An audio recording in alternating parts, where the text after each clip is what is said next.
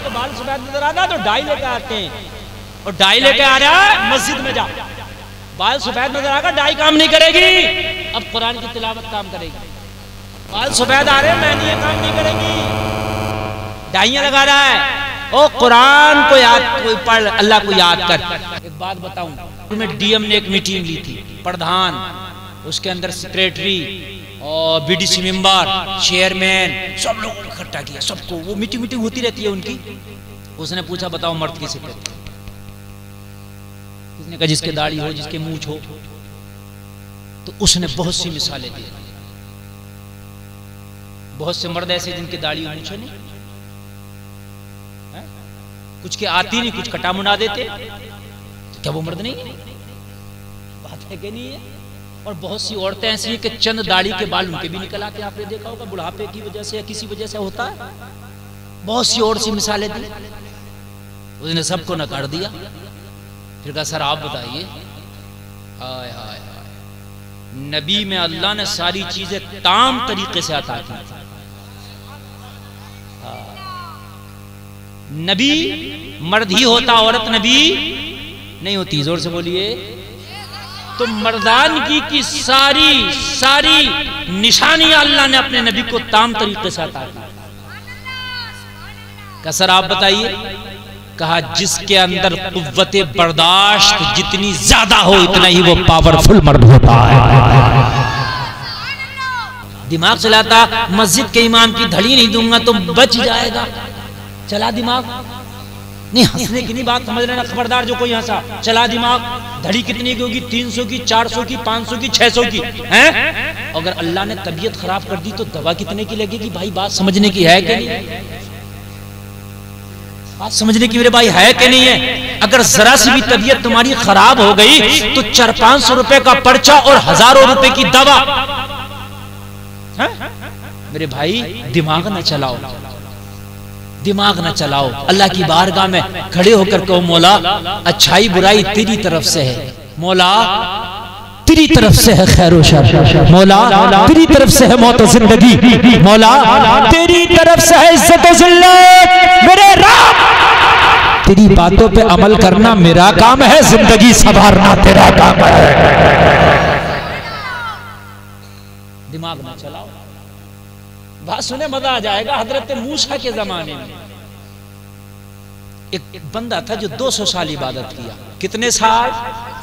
200 साल इबादत की कज़ा ही नहीं हुई, 200 साल तक सजदा कज़ा ही नहीं हुआ। ये नमाज़ें जो आज हमारे यहाँ निजाम है ना, इस तरह का निजाम तो नहीं। नमाजें पहले भी थी, सजदा पहले भी था, इबादतें पहले भी थी, मगर वो निजाम अलग था, इबादत का तरीका अलग था। हर नबी के शरीयत में तरीका अलग था। तवज्जो करना, 200 साल तक अल्लाह अल्लाह किया।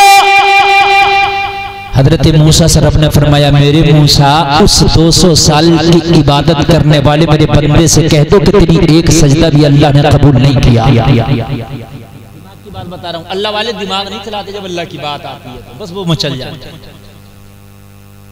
क्या कह दो मूसा कि तेरे 200 साल के सजदों में एक सजदा भी कबूल नहीं हुआ, नहीं हुआ। हजरत मूसा आए, हजरत मूसा ने आके कहा ए अल्लाह के बंदे, ये 200 साल से इबादत करने वाले बंदा ए खुदा, अल्लाह का फरमान है कि तेरा एक सजदा भी कबूल नहीं हुआ है। आज का होता दिमाग चलाता, हाय मेरे रब मेरी 200 साल की इबादत पे पानी फिर गया, मौला मैं तो तबाह बर्बाद हो गया। यार किसी की सुबह से लेकर शाम तक की मेहनत तबाह हो जाए तो रोता है, हाथ पैर पीटता, और उसकी 200 साल की मेहनत पे पानी फेर दिया गया कि एक सजदा कबूल नहीं, एक सजदा भी कबूल नहीं। बोलो तकलीफ होनी थी कि नहीं होनी थी? बच्चा अगर इम्तिहान में फेल हो जाए तो कितने बच्चे रोते हैं, और कितनों को तो हमने देखा फेल होने के गम को बर्दाश्त ना कर सके, बहुत से लोगों ने खुदकुशी कर ली कि हम फेल क्यों हो गए। अपनी मेहनत को फेल होते हुए इंसान नहीं देखता, इसलिए 200 साल की मेहनत पर पानी फिरता देखा, मगर जब बात रब की आई, कहा मूसा किसने कहा मेरी इबादत कबूल नहीं, कहा रब ने कहा। रब ने कहा तो अब दिमाग नहीं चलाना चाहिए। अब दिमाग क्यों हुई, क्या हुई, उसकी मर्जी, अब दिमाग नहीं चलेगा। दुनिया का मामला होता तो मैं चलाता, लेकिन अब दिमाग नहीं चलेगा।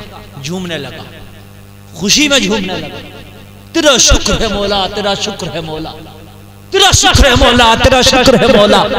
हजरत मूसा ने फरमाया पागल है, वो दीवाना है, 200 साल की मेहनत पे पानी पी रहा है, वो खुशी में झूमता है, वो खुशी में झूमता है।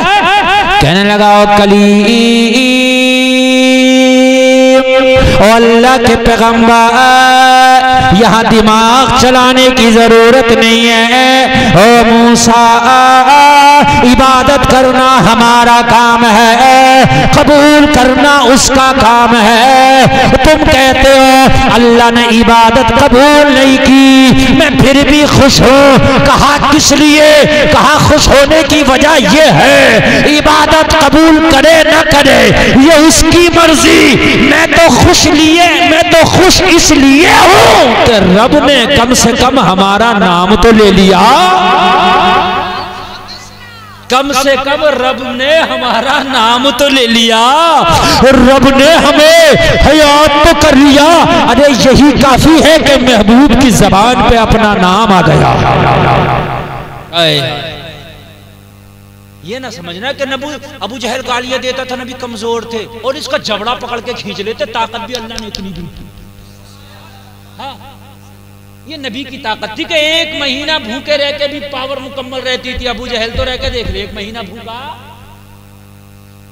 प्रेशर लो ना हो जाए तो अल्लाह ने ताकत दी अपने नबी को। हाँ, ये नबी की पावर है कि वही के नुज़ूल को बर्दाश्त तो करे।